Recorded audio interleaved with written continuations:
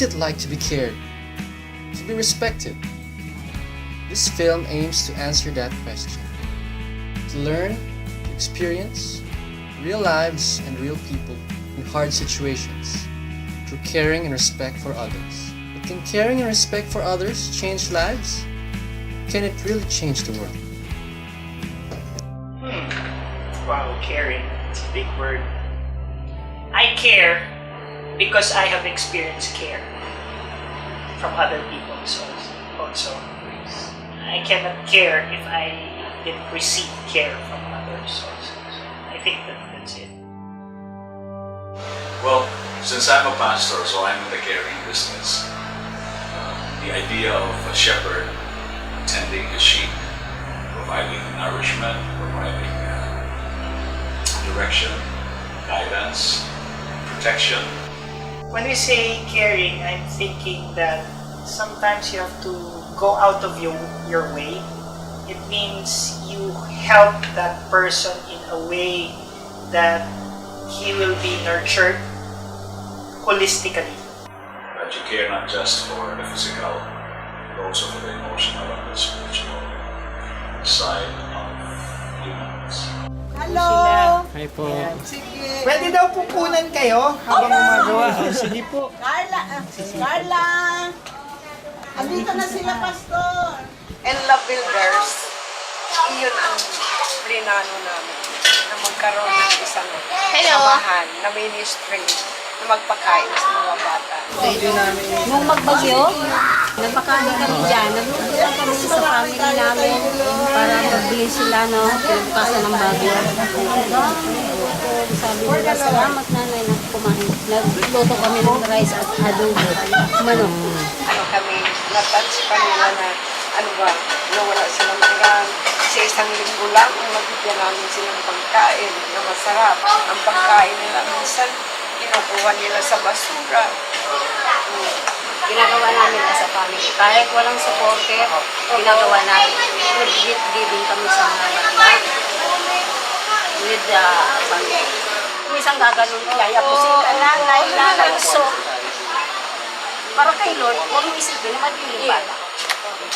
Kasi ginagawa para sa pamilya. Lalo nga maangot. Lalo na kung ma-experience nyo ang paligo. Wow, therapy.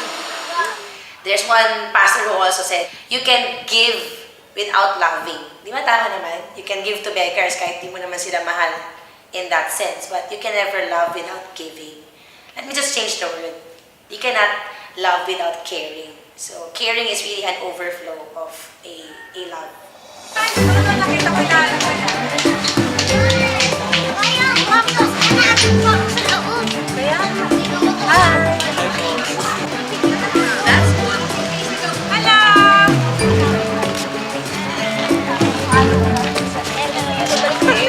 Tama-tama, may ka sa akin.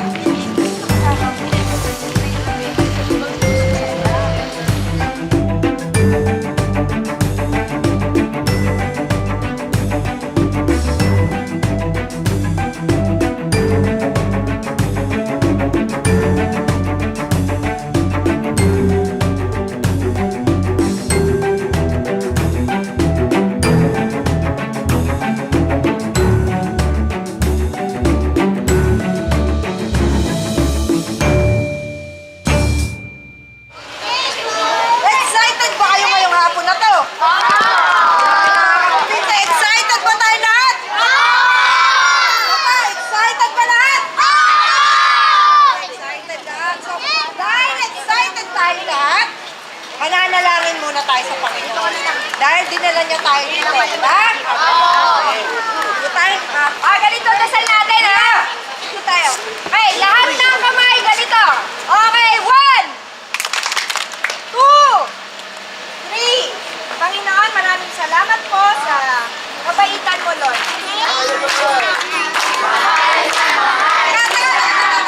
Wala sa tono si Kuya. Ayusin mo, Kuya Kyle. Mahal na mahal kita, Panginoon. Mahal na mahal kita, Panginoon.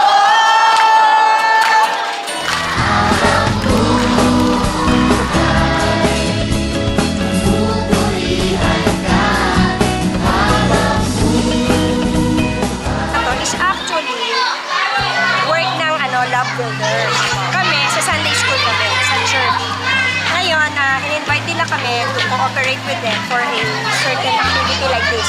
Pero originally, this is their work. Outreach talaga nila to. One of the many.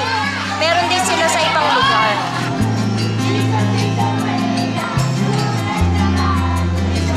Wherever we find care and respect, there's always love involved. You can never care for someone or respect for someone without having the idea or the thought of loving them first. Kasi di ba, a lot of young people, when they get to the age of mga teenagers, nagre-rebel. Yes. Nagre-rebel. Minsan yung iba, they cannot take it any longer, they commit suicide. Kasi walang walang guidance. So in a way, parang naiiba yung perspective nila sa buhay. Parang may pag-asa. And the hope is these children grow up to give care then to give back to society. Yes. I wanted to see people's life transform for the better, not only physically, but spiritually, so that they would be able to be of help in our society and to others also. We want to see people's lives changed. Pag makikita mo kasi na yung pag nare-realize mo na meron kang Panginoon, na merong nagmamahal sa'yo bukod sa mga magulang mo, parang nag-iiba rin yung tingin mo sa sarili mo eh. Iba parang nagkakaroon ng ibang goals. They want to be better. They get to be a better person. Kasi gano'n naman sa society eh. Kung maayos ka bilang ikaw at natadamay mo yung iba, siguro mas maganda yung Pilipinas. Parang it's the rule of life that when you give blessing to others, the blessing will come back to you. So I say, even just for that reason, if you care for others, you will also experience being cared for. So, kung whatever opportunity na ma-share mo sa ibang tao, yun sa amin, gawin natin. Don't say that the small things that people do can change lives. It's the little things that matter most. The small thoughts of care and respect for others that give hope to them in times of hard situations.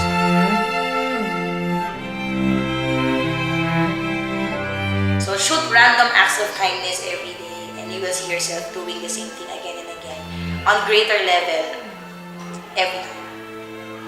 I think Stips, what we are really failing to realize is that, us being in the corporate world, we tend to focus more on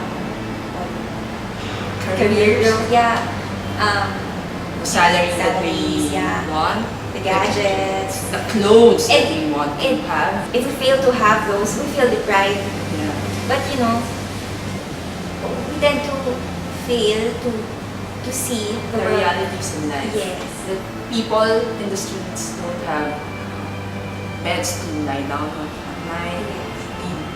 The simplest thing, like the sandals that they wear, Yeah, the clothes, clothes, they food.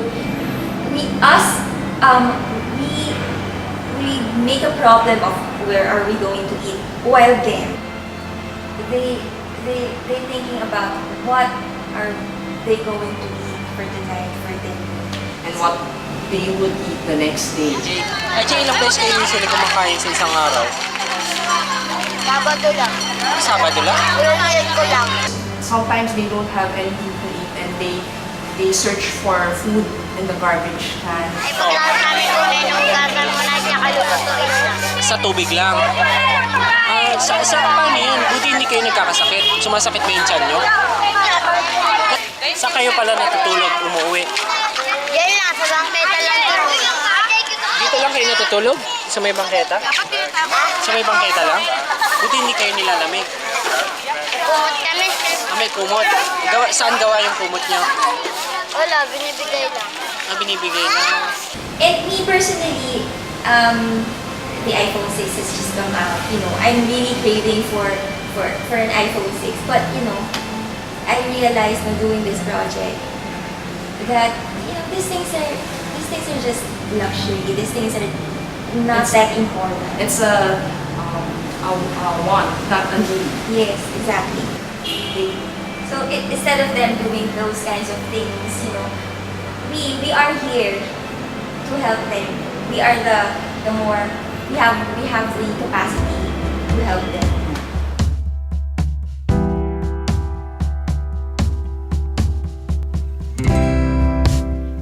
and respect are too often taken for granted. The film highlights the true representation of what caring and respect are all about. We wanted to show you, to show ourselves, how caring and respect for others can make a difference in people's lives. How you can be a blessing to others, and how you can have the capacity to change the world.